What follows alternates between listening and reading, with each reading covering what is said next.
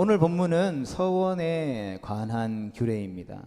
일반적인 맹세나 헌신이나 서약의 경우가 아닌 이 특별한 상황에서의 서원은 유효하지 않다라는 것을 말씀해 주고 있죠. 먼저 본문은 일반적인 서원에 관해서 우리에게 이렇게 명령하고 있습니다. 우리 2절의 말씀을 같이 읽어보겠습니다. 시작. 사람이 여호와께 서원하였거나 결심하고 서약하였으면 깨뜨리지 말고 그가 입으로 말한 대로 다 이행할 것이니라. 아멘. 야곱은 형 에서를 피해서 하란으로 도망할 때에 창세기 28장 우리 20절에서 21절 말씀을 통해서 이렇게 서원했습니다. 우리 같이 말씀을 보겠습니다. 시작. 야곱이 서원하여 이르되 하나님이 나와 함께 계셔서 내가 가는 이 길에서 나를 지키시고 먹을 떡과 입을 옷을 주시어 내가 평안히 아버지 집으로 돌아가게 하시오면 여호와께서 나의 하나님이 되실 것이요 내가 기둥으로 세운 이 돌이 하나님의 집이 될 것이요 하나님께서 내게 주신 모든 것에서 10분의 1을 내가 반드시 하나님께 드리겠나이다 하였더라. 아멘. 야곱의 이 서원은 하나님의 약속을 근거로 하고 있습니다. 야곱은 형의 보복이 두려워서 하란으로 가지만 그곳에서의 삶 또한 불확실한 삶이 아니죠. 오늘날처럼 방학 때 아니면 주말에 나 외삼촌 집에 갔다 올게 하고 차 타고 2시간 달려가서 외삼촌하고 인사하고 돌아올 수 있는 시대가 아니잖아요. 몇 날 며칠을 계속해서 쉬지 않고 가다가 자고 가다가 자고 가다가 자고 해야만 다다를 수 있는 굉장히 먼 거리에 있다라는 것이죠. 그 말인즉슨 야곱도 외삼촌 라반의 집에 가본 적이 극히 드물 수 있다라는 것이죠. 어쩌면 한 번도 가보지 못했을 수도 있다라는 것이죠. 그냥 하란이라는 땅에 어머니의 식구들 가족들이 살고 있는 공동체가 있고 그곳에 외삼촌 라반이라는 사람이 살고 있어라는 어머니의 이야기를 듣고 무작정 하란이라는 땅을 향해서 나아갔을지도 모릅니다. 지금처럼 지도가 있는 것도 아니고 그냥 우리가 살고 있는 곳에서부터 이쪽으로 계속 올라가다 보면 하란이라는 땅이 나와 라고 이야기했기 때문에 야곱이 걸어가고 있는 외삼촌 집을 향한 이 여정은 불확실한 것이었죠. 그곳에 가서 외삼촌이 살고 있을지 죽었을지 나를 반겨줄지 반겨주지 않을지 외삼촌의 집이 잘 살고 있을지 못 살고 있을지 아무것도 확실하게 결정되어진 것이 없었다라는 것이죠. 그럼 그가 의지할 것은 바로 하나님의 약속뿐이었다라는 것이죠. 언제 약속하십니까? 비록 아버지를 속이고 받은 축복이지만 아버지 이삭을 통해서 얻은 축복이 바로 28장 3절과 4절 말씀에 기록되어져 있죠. 이 축복의 약속은 성취되기 이전이기 때문에 야곱은 그 축복이 자신의 삶 가운데 그대로 이루어질 것을 바라면서 하나님 앞에 지금 서원하고 있는 것이죠. 약속이 현실이 되는 것을 확인한 후에 하나님을 부르겠다라고 고백하는 것이 아니라는 것이죠. 약속이 현실이 되어가는 실제적인 과정 가운데 정말 하나님의 하나님 되심을 고백할 것이고 그것에 대한 찬양과 감사로서 자기에게 수입으로 들어오는 것의 10분의 1을 하나님 앞에 드리겠다라고 다짐한 것이죠. 즉 불확실한 사람의 입장에서는 그 약속이 성취되어질 것이 불확실하기 때문에 의심스럽기 때문에 이렇게 고백할 수밖에 없지만 약속이 성취되어져 가는 과정을 이미 우리는 이 말씀을 통해서 다 알고 있죠.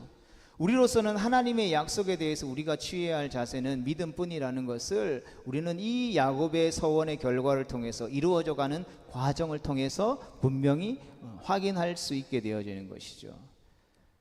그러한 과정을 통해서 우리가 결국 깨닫게 되어지는 서원이라고 하는 것은 이러한 것이 아닐까 생각해 봅니다. 같이 읽어보겠습니다. 시작. 새로운 것을 조건으로 내세워 하나님과 거래하는 것이 아니라 하나님께서 우리에게 주시는 큰 복과 은혜 안에서 우리가 믿음으로 그렇게 살아내겠다라는 우리 편에서의 다짐이자 약속인 것입니다. 여러분 동의하십니까? 우리가 신앙생활을 하다 보면 하나님 앞에 서원해야 할 때가 있죠. 그럴 때 서원하는 그 서원이 바로 이러한 서원이 되어질 수 있게 되기를 주님의 이름으로 축복합니다. 야곱은 바단 아람으로 돌아와서 자신의 서원을 창세기 35장 11절과 15절의 말씀을 통해서 다 이행하게 되죠. 성도 여러분, 이렇게 서원이라고 하는 것은 자신의 물건을 거룩하게 구별하여 하나님 앞에 드리는 행동입니다. 자신의 삶을 거룩히 구별해서 드리는 행동이죠. 자신의 마음을 하나님께 올려드리는 행동이라는 것입니다. 레위기에서는 이 서원을 갚기 위한 제사를 서원제로 불렀고, 사람을 드리기로 서원했을 때에는 값을 들여서 서원을 이행하거나 물건을 드리면서도 서원했을 때도 그것을 값으로 환산해서 하나님께 드리는 규정을 명령하기도 하는 것이죠. 뿐만 아니라 그것을 물으려고 할 때의 규례도 레위기 27장에서 우리에게 말씀해 주고 있습니다. 그리고 이러한 일반적인 서원에서의 중요한 원칙이 있습니다. 첫 번째로 같이 읽어보겠습니다. 시작. 그것이 온전한 서원이어야 합니다. 그러니까 온전히 바쳐진, 레위기 27장 29절에 나타나는 온전히 바쳐진 서원이어야 한다라는 것이죠. 그러니까 여기서 온전하다라는 것은 자원해야 하는 것이고, 정한 대로 해야 하는 것이고, 사랑의 동기로 해야 하는 것을 말하고 있는 것이죠. 우리가 하나님 앞에 무엇인가를 서원하고 또 하나님 앞에 무엇인가를 드리고 하나님을 위해서 무엇인가를 하고 싶을 때 해야 하는 동기와 마찬가지라는 것이죠. 자원해서 해야 되는 것이죠. 내가 스스로 하나님이 나에게 베풀어 주신 은혜에 감사해서 그 은혜에 어떻게 내가 보답할 수 있을까를 생각해서 자원해서 서원하는 것이죠. 또 정한 대로 해야 하는 것이죠. 내가 하고 싶다고 해서 막무가내로 할 수 있는 것이 아니라 하나님의 말씀에 정한 대로, 당시 구약에서는, 그리고 그 정한 대로 한다는 것이 오늘 신약 시대를 살아가는 우리에게 있어서는 하나님의 기쁨이 되고 하나님 앞에 영광이 되고 교회에는 유익이 되는 방향대로 해야 하는 것이지, 내가 하고 싶다고 해서 어떤 교회의 상황이나 형편이나 이런 것들을 다 무시하고 할 수 있는 것이 아니라는 것이죠. 그리고 자원해서 하고 정한 대로 한다 할지라도 그 동기가 사랑의 동기로 이루어져야 하는 것이죠. 고린도전서 13장에 있는 것처럼 아무리 내가 좋은 서원을 하고 자원해서 하고 기쁜 마음으로 한다고 할지라도 그 안에 하나님의 사랑이 없으면 그것은 그냥 소리나는 아무 의미 없는 꽹과리와 같은 그러한 소리일 뿐이다라는 것을 우리 가운데에 분명히 말해주고 있는 것이죠. 반대로 강제로 하거나 어떤 충동적으로 하거나 섣부르게 해서는 안 된다라는 것을, 서원은 이렇게 하는 것이다라는 것을 레위기 27장 29절에서 우리에게 분명히 말씀해 주고 있죠. 두 번째 같이 읽어보겠습니다. 시작. 서원할 때 우리의 한계와 연약함을 충분히 고려해야 합니다. 전도서 5장 1절에서 3절까지의 말씀을 보겠습니다. 시작. 너는 하나님의 집에 들어갈 때에 내 발을 삼갈지어다.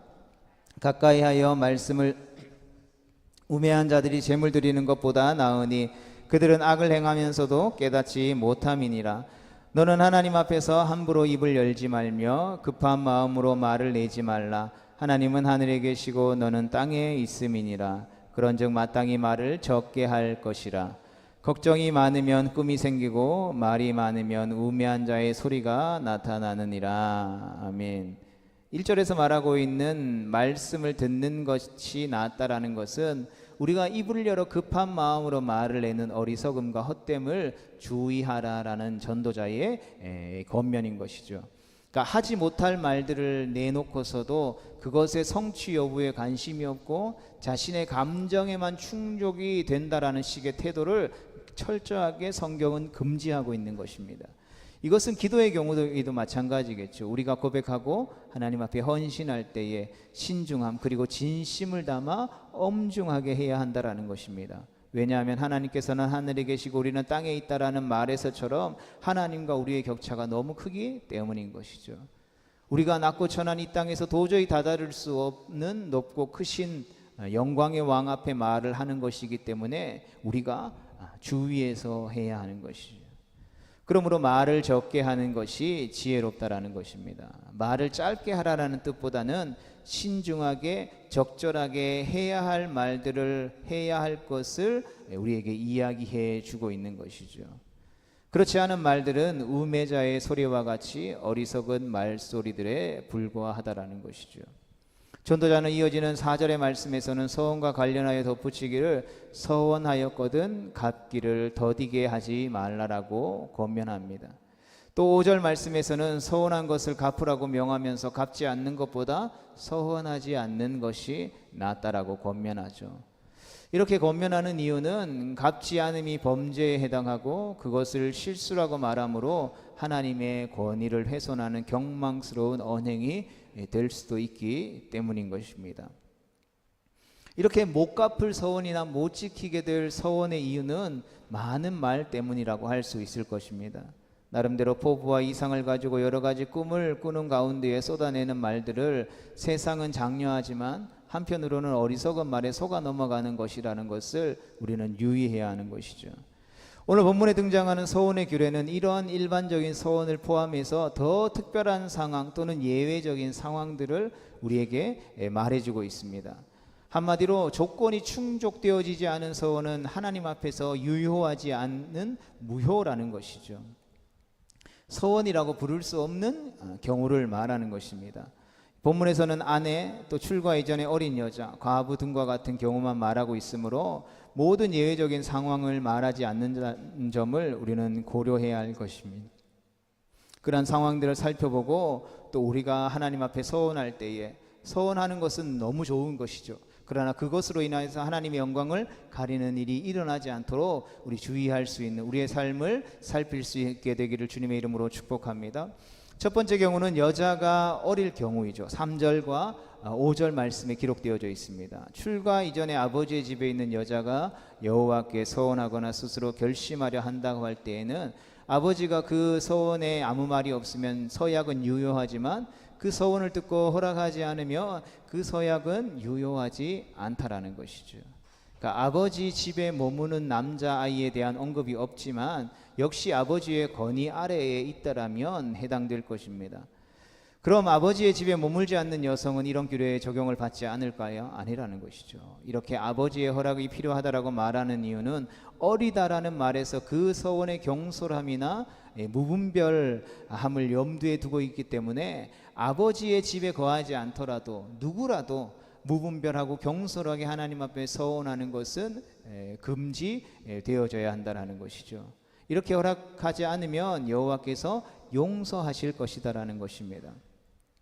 여기에서 아버지가 자녀의 서원을 들었을 때의 반응이 중요한데 아버지가 듣는다라는 것은 이 서원이 공개적인 서원이 되어야 한다라는 것을 의미하죠. 그러니까 서원한 자녀가 자기의 뜻을 이루기 위해서 은밀하게 하거나 또는 꾀를 내서는 안 된다라는 것입니다. 이때 서원을 들은 아버지는 찬반을 표시해야 되는 것이죠. 만약 듣고서 자기의 의견을 표현하지 않는다면 그것은 아버지로서의 영적인 특권을 사용하지 않는 것이라는 것이죠. 그리고 침묵은 동의를 의미하므로 그 서원은 유효하다라는 것을 분명히 우리에게 말해주고 있습니다. 두 번째 경우는 남편을 맞을 때, 즉 결혼할 때에 서원한 여자의 경우를 6절에서 8절에서 들고 있습니다. 결혼이라는 시점은 아버지의 권위를 아버지에게서 남편의 권위 아래로 옮겨졌음을 의미하게 되죠. 그래서 결혼한 여자의 서원 역시 남편이 들어야 하고 들을 때에 남편의 허락이 반드시 있어야 한다라는 것입니다. 허락이 필요하다라는 이유는 경솔히 입술에서 발한 서약 때문이지 여자의 존재를 존중하지 않거나 무시해서가 아니라는 것을 우리는 반드시 기억해야 합니다. 물론 남자는 그렇지 않은가라고 반문한다면 일반적인 서원과 관련하여서 언급한 전도서 5장 말씀에 충분한 설명이 나옵니다. 남편이 허락하지 않으면 그 서약한 것이 무효화된 것을 여호와께서 용납해 주신다라는 것이죠. 이어지는 세 번째 경우는 과부나 이혼당한 여자의 경우로 9절에서 들고 있습니다. 이 두 경우는 누구의 다스림도 받지 않는 상태를 의미하는 것이죠. 그러나 이 경우는 일반적인 서원에 해당하여 서원한 것을 반드시 지켜야 한다라는 것을 말씀해 주고 있습니다. 그런데 이들이 재혼했을 경우에는 결혼할 때와 같은 내용이 적용되어지는 것이죠. 그리고 네 번째는 마음을 자제하려는 서약의 경우로 10절과 16절의 말씀을 통해서 우리에게 말씀해 주고 있는 것이죠. 자기를 부인하거나 자기를 더 낮추려는 목적으로 하는 서약의 경우에는 남편이 지키게도 할 수 있고 무효하게도 할 수 있다라는 것입니다. 남편의 침묵은 동의를 의미하므로 아내는 마음을 자제하려는 서약을 지켜야 하고, 남편이 무효하게 하면 남편이 여자의 죄를 담당해서 속죄제를 드려야 한다라고 레위기 5장 4절에서 말씀하고 있죠. 현대적인 관점에서 보면 자녀에 대한 아버지의 권리와 아내에 대한 남편의 권리를 말하고 있는 것에 쉽게 동의하지 못하는 사람도 있을 것입니다. 그러나 하나님께서는 창조 질서 속에서 이런 영적인 원리들을 심어 놓으셨죠. 창세기 2장 24절의 말씀을 보겠습니다. 시작. 남자가 부모를 떠나 그의 아내와 합하여 둘이 한 몸을 이룰지라. 아멘. 그러니까 부모의 양육 아래 있던 자녀들이 부모의 돌봄에서 떠나서 한 가정을 세우는 주체로 서는 때가 결혼하는 때이죠.